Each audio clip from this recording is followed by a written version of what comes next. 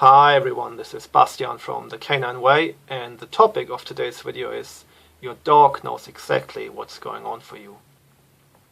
Mostly people honestly believe that the dog understands, or dogs understand what we say.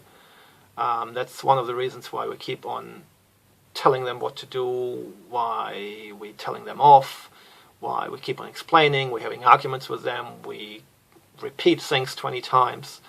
And that's all not really helpful.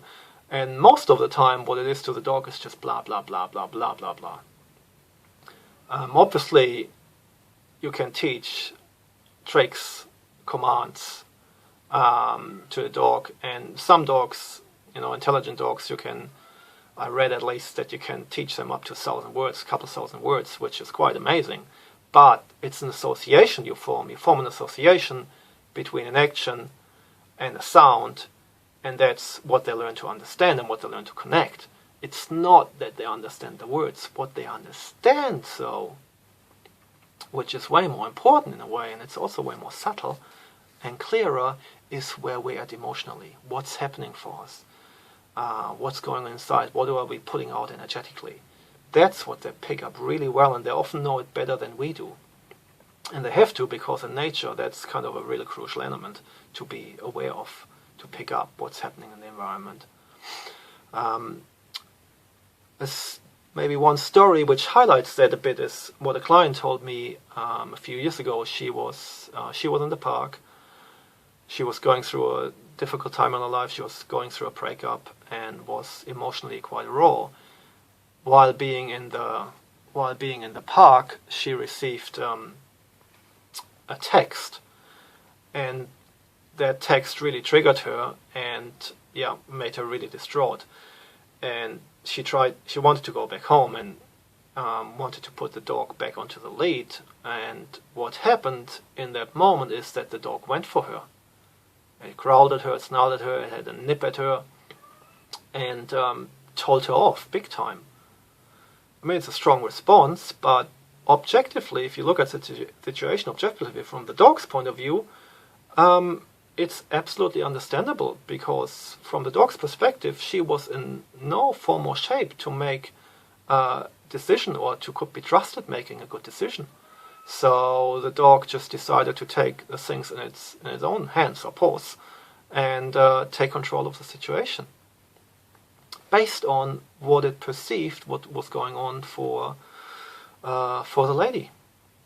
And another situation probably which everyone can relate to, where that often happens, is when we are sick or when we are injured. Not all dogs respond to that, but many do. A lot of them become more affectionate, they hang around more, they look after us, they spend more time with us, etc., etc. On the other end, the other end of the scale, a lot of dogs can become quite disrespectful, like the dog in the park, or they just don't want to be around us, they move away, they listen less, etc., etc.